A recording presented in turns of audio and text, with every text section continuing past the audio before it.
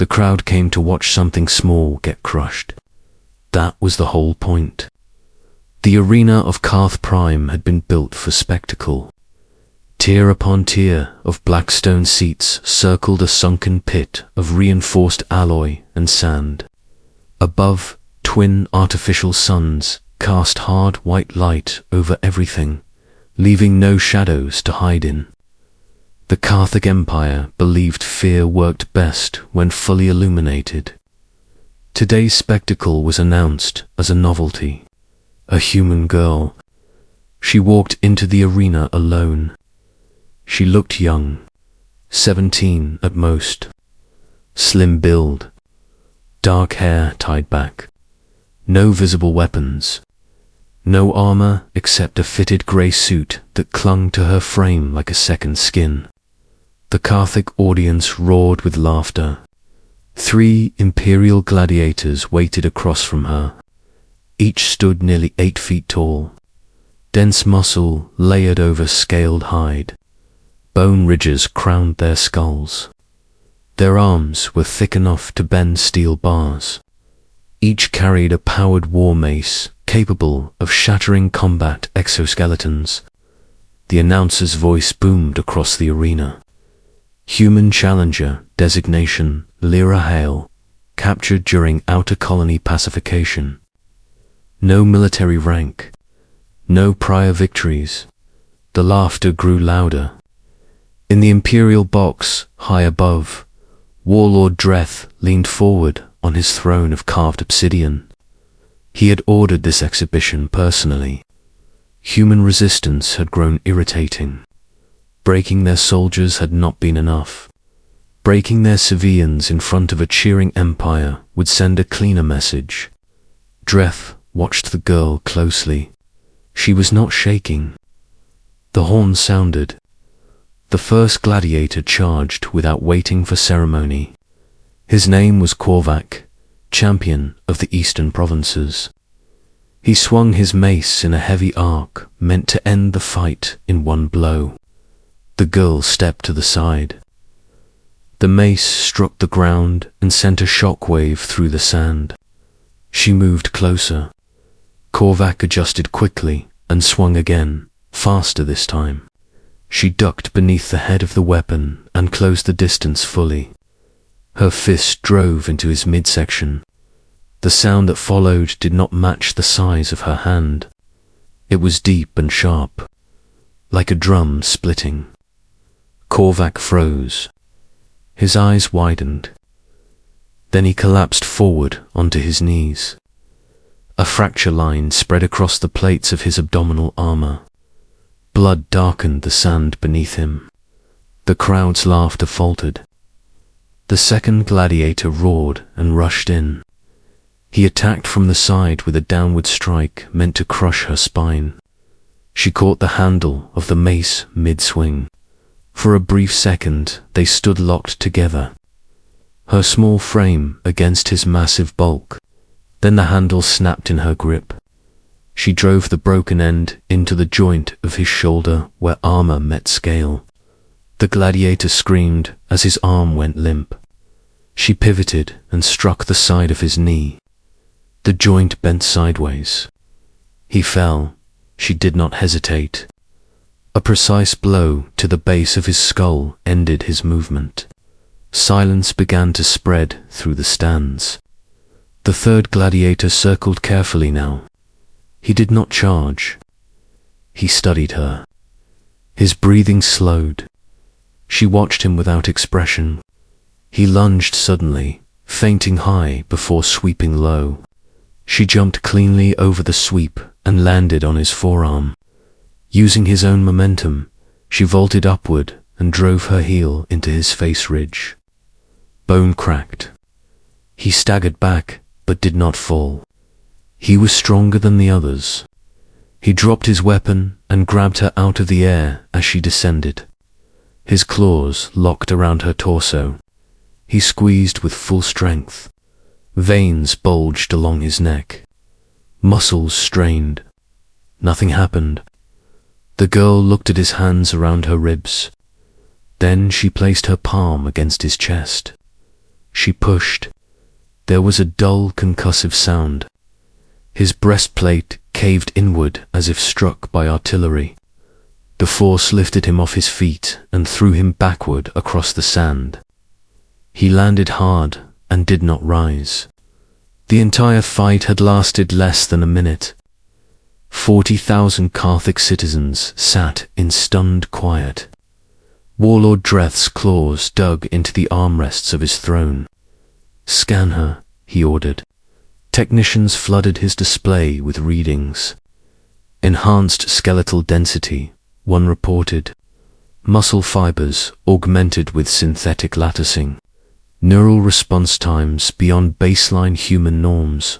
"She is engineered," Dreth said. "Yes," the technician replied, "but not mechanical. Entirely biological integration." Below, the girl stood alone among the fallen giants. She looked up toward the Imperial box. "Is that sufficient?" she asked calmly. Her voice carried through the arena. Dreth felt heat rise along his crest.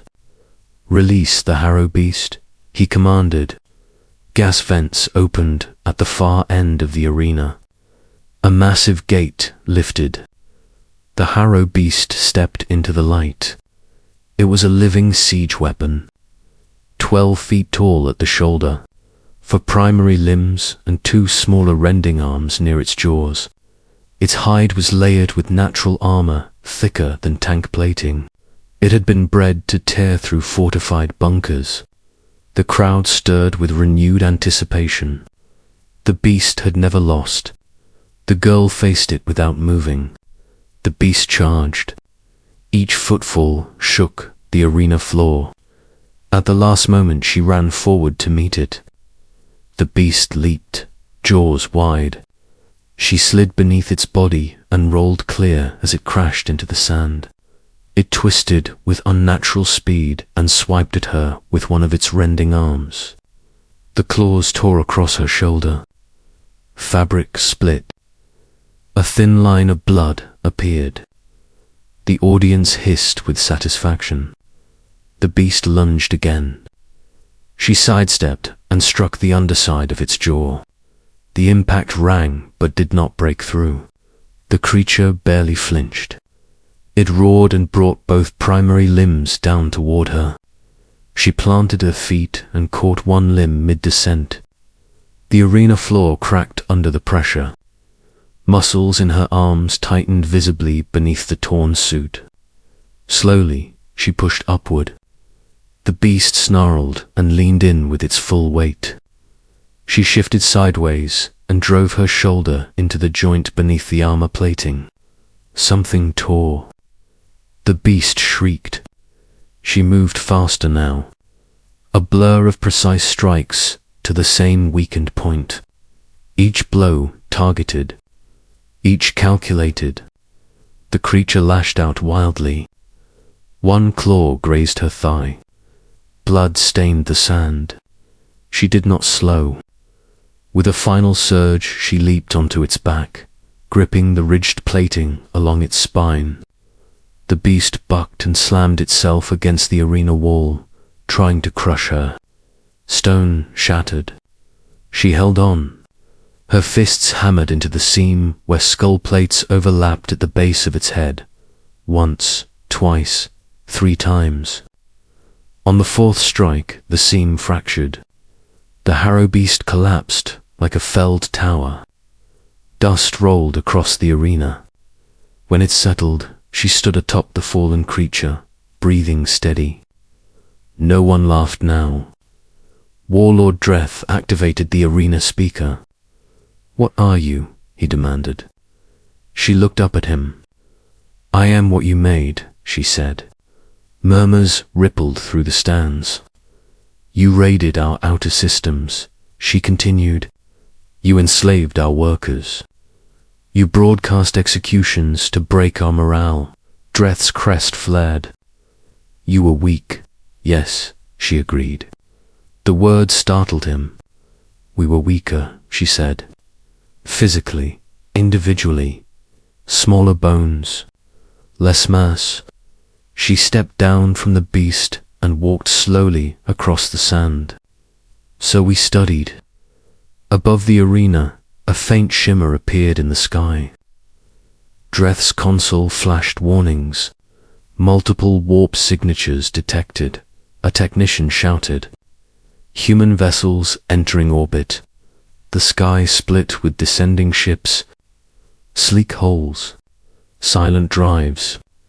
Hundreds of them. Arena shield systems flickered and failed. We learned your biology, the girl said. Your materials. Your combat doctrine. Dropships began descending toward the city beyond the arena walls. We adapted. Dreth tried to signal his fleet. No response. We stopped trying to match your size, she said. We improved efficiency instead. Every gram of muscle optimized. Every neural pathway refined. Human soldiers in dark armor rappelled into the arena around her. None were as large as a Carthic gladiator. All moved with precise confidence. You thought strength was mass, she said quietly. It is not. Across the city, explosions flared as human teams disabled weapon platforms with surgical strikes. Slave pens were breached. Prisoners freed. Dreth stared at the girl below. You came for revenge, he said. She shook her head. We came to end this. She gestured to the fallen gladiators, to the dead beast, to the towering arena built on suffering. You built an empire on spectacle, she said, on proving that bigger meant better. Human forces secured the arena gates. Medical units moved in behind them, treating wounded prisoners and even injured Carthic civilians caught in the chaos. The girl's gaze remained fixed on Dreth. Today you saw the flaw in that logic. Dreth felt something unfamiliar settle into his chest. Not rage, understanding. The smallest figure in the arena had dismantled his champions and his pride in less than 10 minutes. The crowd, once so loud, now watched in absolute silence. She turned toward the waiting dropship. Before boarding, she looked back once more at the warlord. We were the little ones, she said. You taught us that little ones must grow. She stepped inside the craft. The dropship lifted, joining the fleet that now dominated Carth Prime's sky. In the arena below, giants lay broken in the sand. And for the first time in its history, the Empire understood that size had never guaranteed victory. Only adaptation did.